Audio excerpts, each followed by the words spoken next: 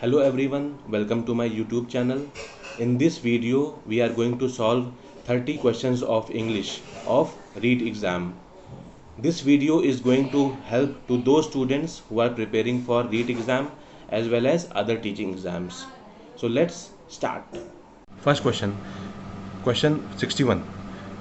An elegy is a joyful lyric, a poem on death of someone dear, या फिर अ sonnet on nature और a marriage song. ठीक है, तो पूछा हुआ है कि एलगी क्या है. तो एलगी क्या है? एलगी एक सैड थीम से रिलेटेड है. ठीक है, तो सैड थीम है तो क्या होगा? A poem on death of someone dear. ठीक है, तो 61 का आंसर क्या हो जाएगा? ऑप्शन बी होगा. अ जॉयफुल लिरिक तो हो नहीं सकता क्योंकि ये सैड थीम से रिलेटेड है. ठीक है, सोनेट भी नहीं होगा और मैरिज सॉन्ग भी नहीं होगा. ठीक है, तो इससे पहले वाले वीडियो में हमने क्या किया हुआ है कि सिलेबस को डिस्कस किया हुआ है. ठीक है, जैसे मैं आपको यहाँ पर दिखाऊं, I hope it's clearly visible. जैसे हमने देखा कि जो सिलेबस है ऑफिशियल सिलेबस वो 6 सेक्शन में डिवाइड किया हुआ है. ठीक है, तो इसमें अगर हम देखें थर्ड सेक्शन में model auxiliaries common idioms and phrases literary terms. ठीक है, तो ये जो क्वेश्चन नंबर 1 था, ठीक है ना, फर्स्ट क्वेश्चन जो है इंग्लिश का, उसमें ये लिटरेरी टर्म्स का क्वेश्चन है. एलिगी, सोनेट, शॉर्ट स्टोरी, ड्रामा. ठीक है, तो इसी से क्वेश्चन आएगा. ठीक है, इससे एक्स्ट्रा नहीं दे सकते. तो हम देख सकते हैं कि ये कौन सा क्वेश्चन था, एलिगी का दिया हुआ था. ठीक है, नाउ क्वेश्चन नंबर 2. अब ये फिर से एक एलिगी का क्वेश्चन आ गया. ठीक है, लिटरेरी टर्म्स का फिर से एक क्वेश्चन है. इसमें पूछ रहा है कि स्पीकर या नरेटर, ठीक है, पेस्टोरल एलिगी में कौन है?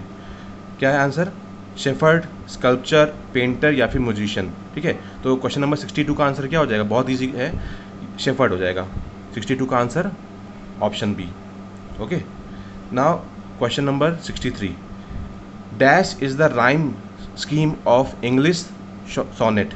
ठीक है, तो 63 का जो आंसर होगा, अगर आप सोनेट को टॉपिक को अगर अच्छे से देखोगे, ठीक है, तो इसका आंसर आप कर पाओगे. तो 63 का जो आंसर होगा ये होगा option A B, C D, E F and G. इसका ये स्कीम होता है, राइम स्कीम. ठीक है, ये टॉपिक भी आपको बहुत अच्छे से करना होगा सोनेट का. क्वेश्चन नंबर 64 में क्या पूछा है? The drama that developed from religious rituals was classical drama या फिर एलिजाबेथन ड्रामा या मेलो ड्रामा या फिर सी मेडिवल ड्रामा. ठीक है, तो 64 का जो आंसर हो जाएगा वो हो जाएगा मेडिवल ड्रामा. ठीक है, डी नहीं होगा, ऑप्शन सी मेडिवल ड्रामा. आप प्लीज़ एंड तक इस वीडियो को देखिएगा, डेफिनेटली ये वीडियो आपको आपके एग्ज़ाम में बहुत हेल्प करेगा. ठीक है, तो अगर हम अब क्वेश्चन नंबर 65 की बात करें तो यहाँ पे ट्रांसक्रिप्शन का क्वेश्चन पूछा हुआ है. ठीक है, तो अगर मैं आपको सिलेबस की तरफ ले चलूँ तो यहाँ पर अगर मैं बात करूँ सेक्शन 4 की, ठीक है, आपको दिख रहा होगा section 4 basic knowledge of English sounds and their phonetic symbols. ठीक है, तो इस टॉपिक से अगर हम बात करें तो 6 क्वेश्चन आए हुए थे.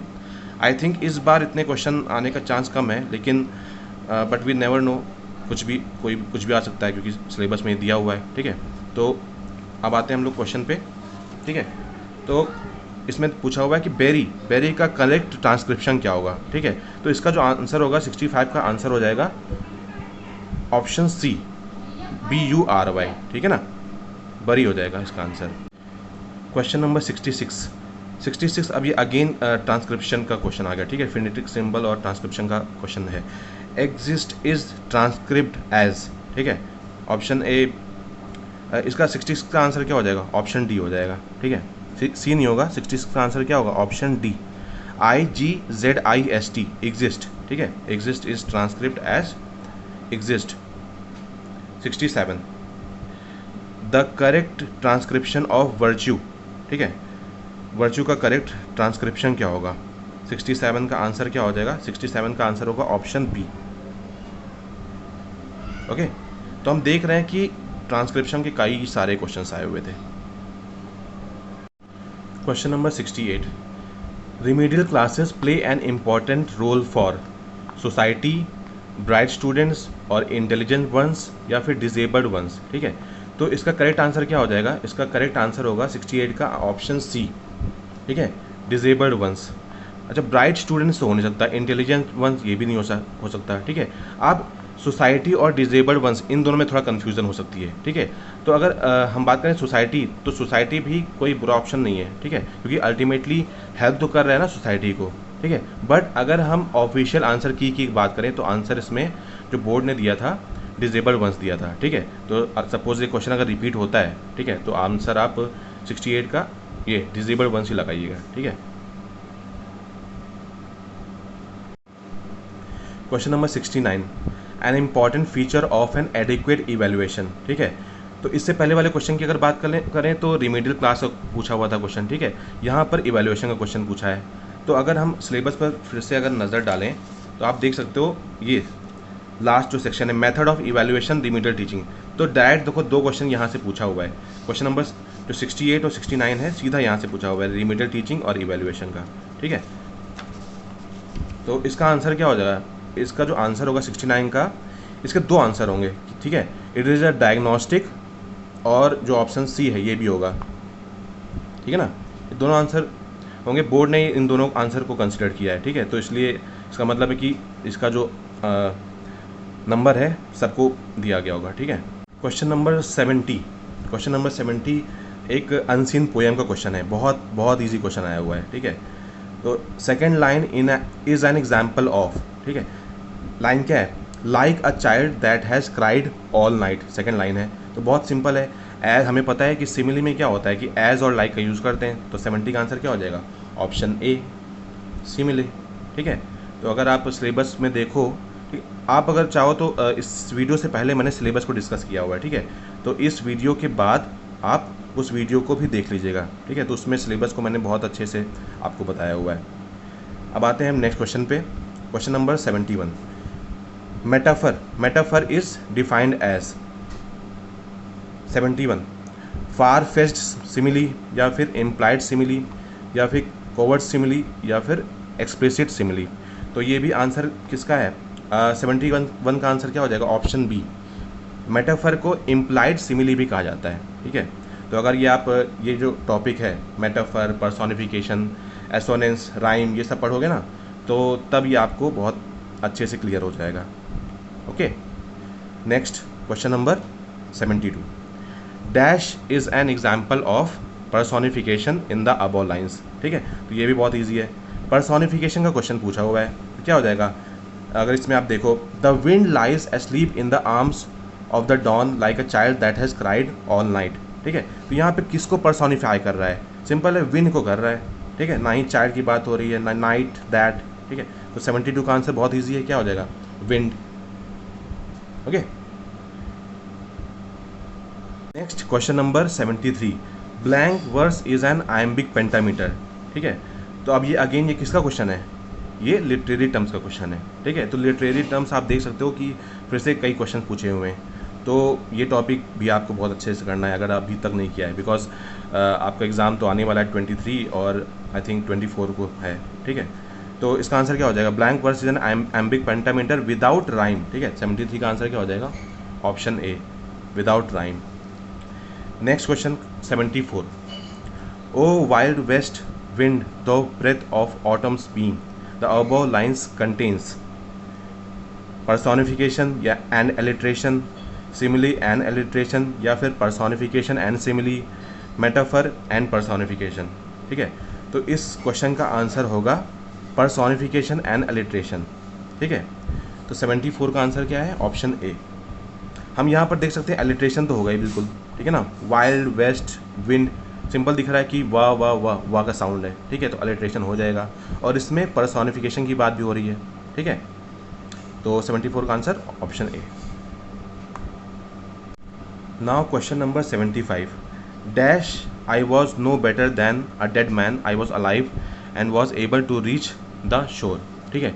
तो ये बहुत एक बेसिक क्वेश्चन है, ग्रामर का क्वेश्चन है, ठीक है। तो अगर इसको भी अगर मैं सिलेबस से कंपेयर करूँ, ठीक है, इसको अगर रिलेट करूँ मैं, तो आप देख सकते हो यहाँ पे linking devices, subject, word, concord, inferences, ठीक है। तो इसी का ये एक क्वेश्चन सीधा सा पूछ लिया है, ठीक है। तो 5 क्वेश्चन आए थे इसमें से।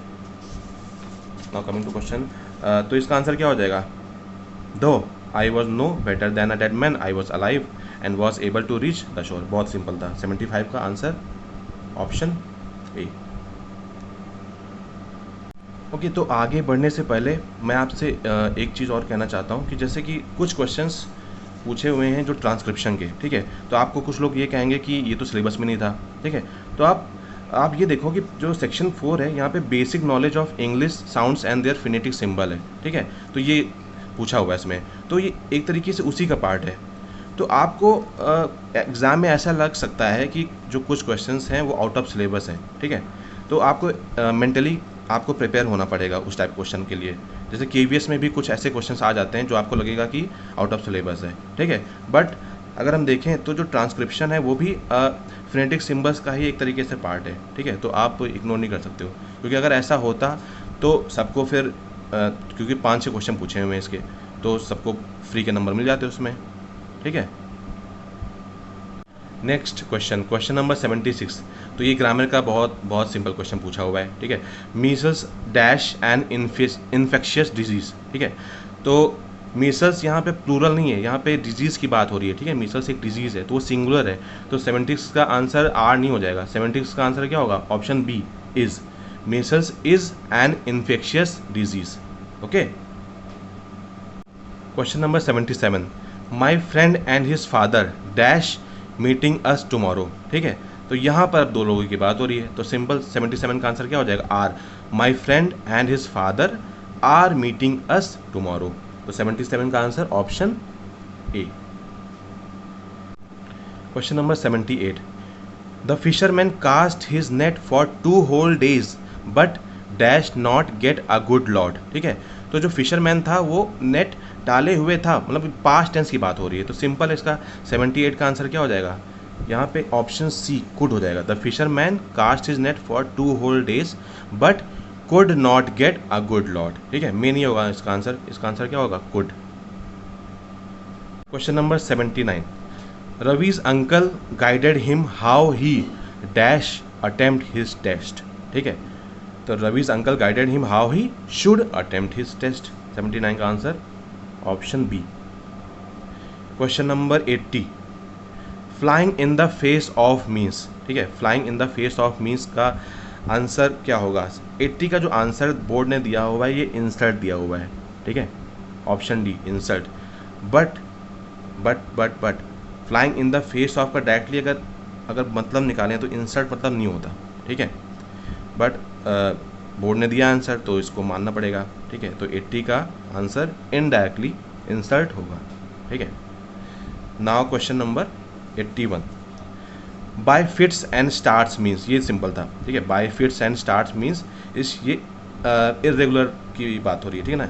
तो नॉट रेगुलर हो जाएगा, ठीक है। 81 का answer option C. By fits and starts means not regular. Now question number 82। तो ये 82 जो क्वेश्चन है वो इसमें एक पैसेज दिया हुआ है, बहुत सिंपल पैसेज है, ठीक है। टाइटल पूछा हुआ है, तो पहले हम लोग पैसेज पढ़ लेते हैं।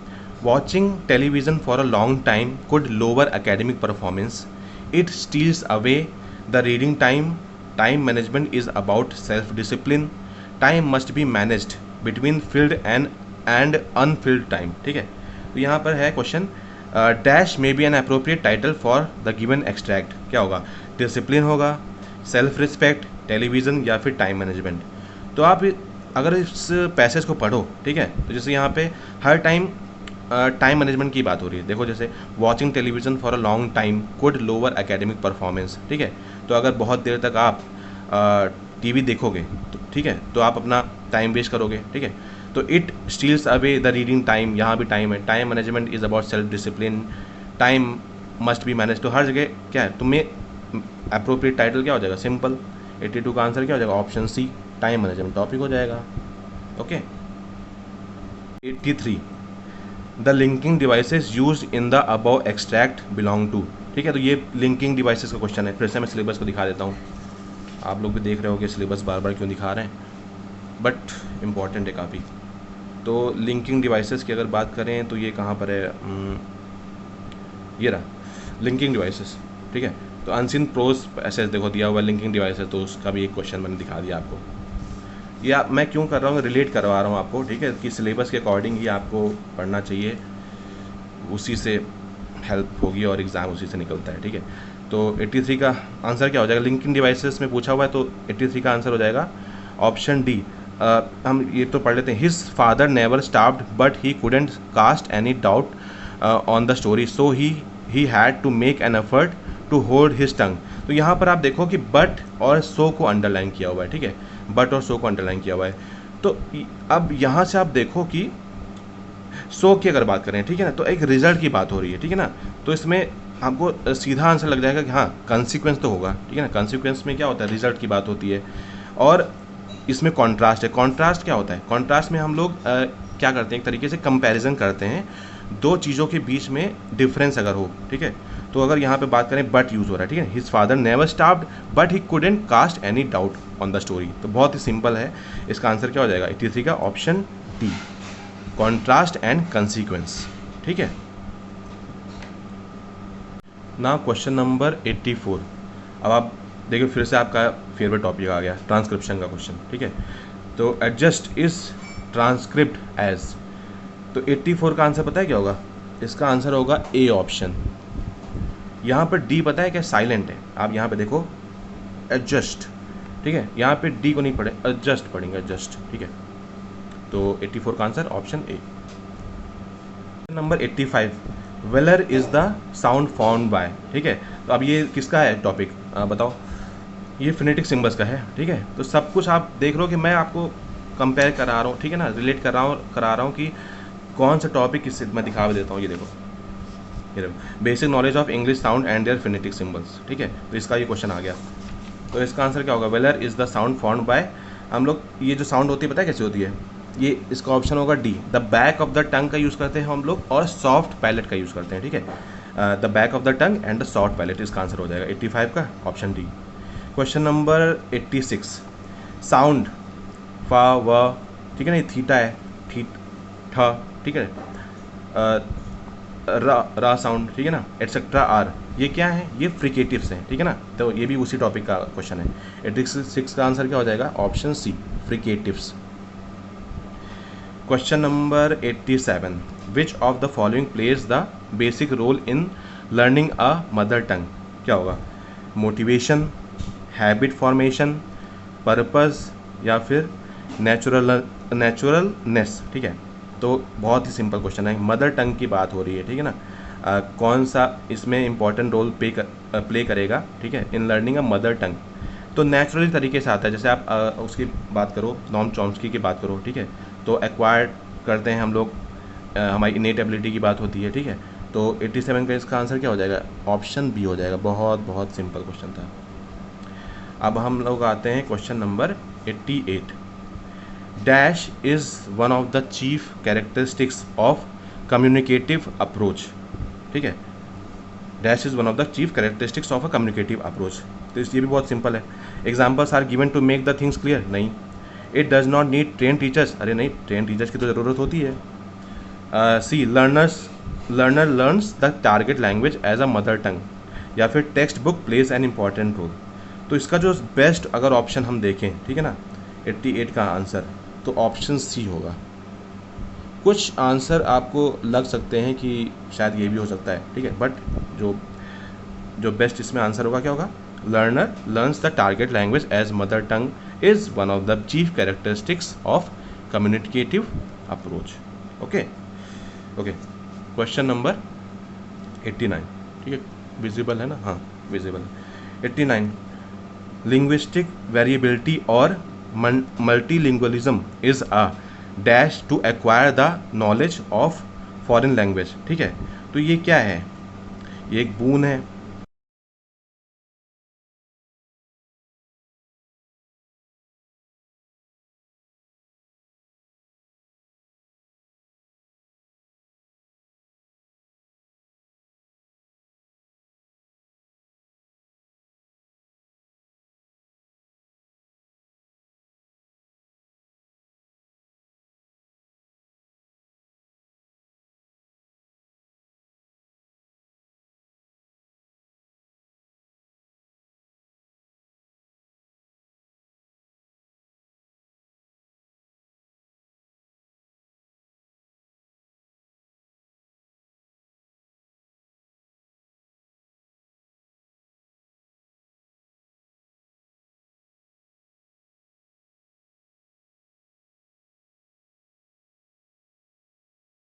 Okay, that's all for today. If you like my video, please like, share and subscribe.